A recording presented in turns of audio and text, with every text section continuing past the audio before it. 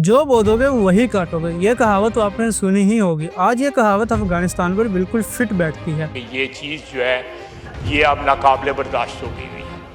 Enough is enough। कभी यही अफगानी थे जिनको पाकिस्तान ने अपने मुल्क में रहने की जगह दी, मकान दिए, खाने को खाना दिया। ये तालिबान लीडर जो टॉप हैं वो पैदा पाकिस्तान में हुए, पढ़े पाकिस्तान में।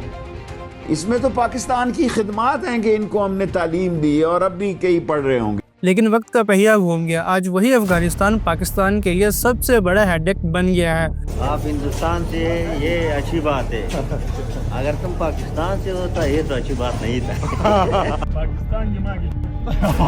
आज अफगान तालिबान सीधा पाकिस्तान से लड़ रहे हैं, बॉर्डर पर क्लैशेस हो रहे हैं, चेक पॉइंट्स तोड़ दिए जा रहे हैं। पाकिस्तान आर्मी के मुताबिक अफगान तालिबान बॉर्डर फोर्सेस की तरफ से अनप्रोवोक्ड और इनडिस्क्रिमिनेट फायरिंग हो रही है। According to the Pakistani army, unprovoked and indiscriminate firing by Afghan Taliban border forces. Clashes basically erupted between Pakistani security forces and Afghan forces over the construction. लेकिन अब आपको बताऊंगा कि कैसे तालिबान के लड़ाकों ने ही पाकिस्तान की नाक में दम। ये क्लैशेस कंस्ट्रक्शन को लेकर शुरू हुए थे, लेकिन अब तालिबान ने पाकिस्तान की नाक में दम कर दिया है। तालिबान के लीडर्स ओपनली पाकिस्तान को धमकी दे रहे हैं।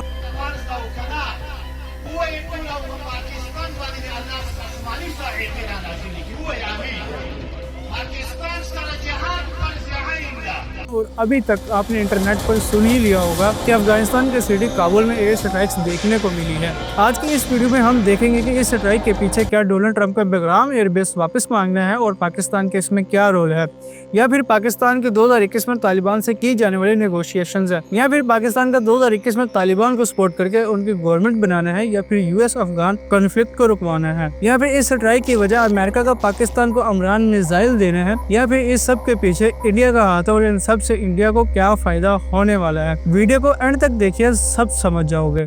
अब पाक अफगान के इस कॉन्फ्लिक्ट को समझने के लिए हमें टाइम में थोड़ा पीछे जाना पड़ेगा, मतलब कि शुरू से शुरू करना पड़ेगा। बात है 2001 के ठीक 9/11 के बाद की, जिससे अमेरिका ने टेररिज्म के खिलाफ वार स्टार्ट कर दी, जिसके बाद न सिर्फ अफगानिस्तान को इसका नुकसान उठाना पड़ा बल्कि पाकिस्तान ने भी इसके आफ्टर इफेक्ट्स बर्दाश्त किए। और उसी टाइम अफगानिस्तान में से बहुत से लोग माइग्रेट करके पाकिस्तान आए। बस यही वो पॉइंट था जहाँ से ये सब स्टार्ट हुआ। पाकिस्तान न सिर्फ इन माइग्रेंट्स को रहने के लिए जगह दी, इनको फैसिलिटेट भी किया, जिसके नतीजे में इन माइग्रेंट्स या फिर सो कॉल्ड अफगानी तालिबान ने पाकिस्तान में टेररिज्म को सपोर्ट करना शुरू कर दिया।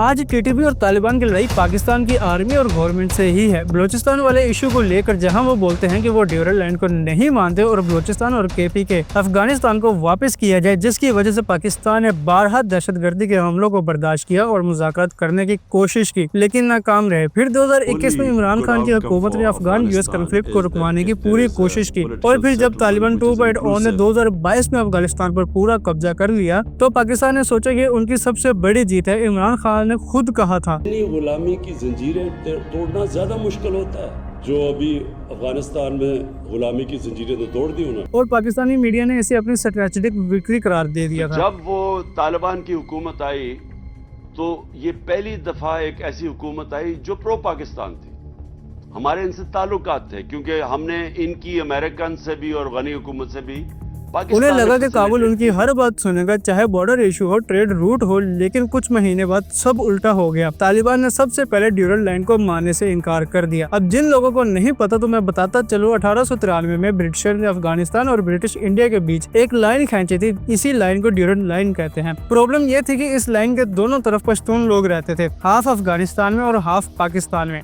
आज भी खैबर पख्तूनख्वा और बलूचिस्तान के लोग अफगान पश्तून कम्युनिटी के हैं और तालिबान मोस्टली पश्तून हैं। तो उन्होंने बोला ड्यूरल लाइन एक कॉलोनियल फ्रॉड है। पाकिस्तान का खैबर और बलूचिस्तान रीजन असल में अफगानिस्तान का हिस्सा है। पाकिस्तान ने बॉर्डर पर फेंसिंग लगानी शुरू की और तालिबान ने उन सारी फेंसेस को तोड़ दिया। बॉर्डर पर बार बार क्लैशेस हुए। तालिबान ने पाकिस्तानी सोल्जर को मारा, चेक पॉइंट्स कैप्चर किए। तालिबान के डिफेंस मिनिस्टर ने ओपनली कहा खैबर और बलूचिस्तान पाकिस्तान का नहीं अफगानिस्तान का हिस्सा है, जिसके बाद तालिबान ने तहरीक तालिबान पाकिस्तान को ओपनली सपोर्ट करना शुरू कर दिया। उन्हें एडवांस में अमेरिकन वेपन्स मिल रहे हैं, M16 राइफल्स, स्नाइपर और सब कुछ। टीटीपी ने सिर्फ 2022 से लेकर 2023 के बीच में 350 से ज्यादा अटैक्स किए हैं पाकिस्तान में और हंड्रेड्स ऑफ लोग मारे गए हैं। इसी फ्रस्ट्रेशन की वजह से कुछ अरसे पहले पाकिस्तान ने लाखों अफगानी रेफ्यूजी को सेफली पाकिस्तान से चले जाने की डेडलाइन भी दे दी थी और लाखों रेफ्यूजी की पाकिस्तानी नेशनैलिटी ले ली गई और उन्हें वापस अफगानिस्तान भेज दिया गया।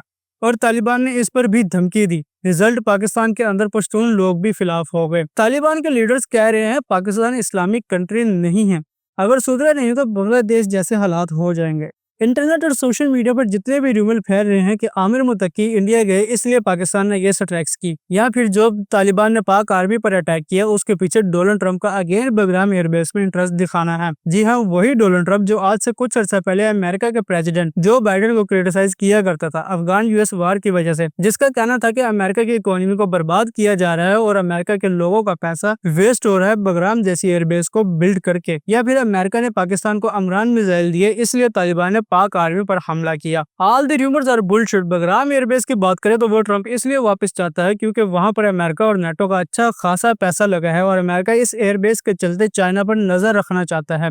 लेकिन इंडिया और पाकिस्तान इस बात से अच्छी तरह वाकिफ है कि अगर अमेरिका फिर से इस रीजन में आया तो वो इस खित्ते के लिए नुकसानदा हो और खित्ते में अगेन एक बार देखने को मिल सकती है। अब बात करते हैं अमेरिका के पाकिस्तान को अमरान मिसाइल देने वाले रूमर्स की। हाँ, ट्रंप ने यह बात बोली जरूर है कि वो पाकिस्तान को मिसाइल देगा, लेकिन वो बगराम एयरबेस की अफगानिस्तान के खिलाफ यूज करने के लिए नहीं बल्कि इसराइल और फलस्तीन के कॉन्फ्लिक्ट को सुलझाने के लिए है। जैसा कि ट्रंप के 20 पॉइंट्स में साफ लिखा है कि फलस्तीन में एक इंटरनेशनल स्टेबल फोर्स ISF बनाई जाएगी जो कि फलस्तीन को प्रोटेक्ट करेगी। और वैसे भी पाकिस्तान जो सऊदी अरब और बांग्लादेश और बाकी मुल्कों के साथ जो डील कर रहा है वो यूएस को भी पता है कि वो यूएस के लिए कितनी इम्पोर्टेंट है और वो पाकिस्तान के जरिए अमेरिका को कितना फायदा दे सकती है। और हाल ही में पाकिस्तान और अमेरिका के बीच पाकिस्तान की मिनरल्स को लेकर एक डील हुई है, तो हो सकता है कि ये मिसाइल उस डील का हिस्सा हो। पहली बात तो अभी तक पाकिस्तान ने इस स्ट्राइक की जिम्मेदारी नहीं ली और न ही अफगानिस्तान की तरफ से ऐसी कोई स्टेटमेंट देखने को मिली है जिसमें उन्होंने पाकिस्तान को ब्लेम किया। याद रहे कि 2 दिन पहले जो पाक आर्मी पर हमला हुआ था उसी के बाद ये सब टेंशन देखने को मिली। उसी अटैक के बाद ही ख्वाजा आसिफ ने ये बोला था, ये चीज जो है ये this is not acceptable deputy speaker साहब। ये ना दहशतगर्दों के लिए कोई भी सॉफ्टनेस जो है किसी किस्म की राय जो है वो अब तालिबान का नारा है अफगानिस्तान फर्स्ट। अब अफगानिस्तान सिर्फ जंग के सिंबल के लिए नहीं जाना जाता, इंफ्रास्ट्रक्चर और इकोनॉमी का नया सेंटर बन रहा है। वर्ल्ड बैंक के मुताबिक 2022 में अफगानिस्तान ने 1.5 बिलियन रेवेन्यू कलेक्ट किया, वो भी बिना किसी फॉरेन एड के। करप्शन कम हुआ है, प्रोजेक्ट टाइम पर कंप्लीट हो रहे हैं और पैसा चोरी होना बंद हो गया है। सबसे बड़ा प्रोजेक्ट है काबुल न्यू सिटी जो कि 722 स्क्वायर किलोमीटर में फैला हुआ है स्मार्ट सिटी बन रहा है जिसमें 2.5 लाख हाउसिंग यूनिट्स होंगे, यूनिवर्सिटीज होगी, हॉस्पिटल और IT पार्क सब कुछ होगा। $700 मिलियन की इन्वेस्टमेंट से ये काम शुरू हो चुका है। इसके अलावा TAPI pipelines Turkmenistan, Afghanistan, Pakistan, India 10 billion project जो अफगानिस्तान को एनर्जी ट्रांजिट का एक नया हब बना सकता है। इसके अलावा CASA 1000 प्रोजेक्ट जो कि अफगानिस्तान को पाकिस्तान और पाकिस्तान के साथ जोड़कर हाइड्रो पावर बनाने का एक ट्रांसमिट हब बना सकता है। Transit Afghan railway Uzbekistan to Pakistan travel का जो 35 दिन का टाइम था वो इस रेलवे के जरिए कम होकर 4 दिन का रह जाएगा। इसके अलावा अफगानिस्तान चाइना के साथ भी CPEC को लेकर डीलिंग कर रहा है जिसमें CPEC इंटेक्शन चाइना के साथ 60 बिलियन कॉरिडोर काबुल तक बनाया जाएगा। ये सब प्रोजेक्ट अफगानिस्तान को सेंट्रल एशिया, चाइना और इंडिया के साथ डायरेक्टली जोड़ रहे हैं और पाकिस्तान से दूर हो रहे हैं। आज अफगानिस्तान मिलिट्री ट्रांजिट फीस और एक्सपोर्ट से 400-500 मिलियन कमा रहा है। आज तालिबान की पाकिस्तान से नफरत बढ़ती जा रही है। अब तो तालिबान लीडर्स और इंडियन ऑफिशियल्स की मीटिंग भी हो रही है।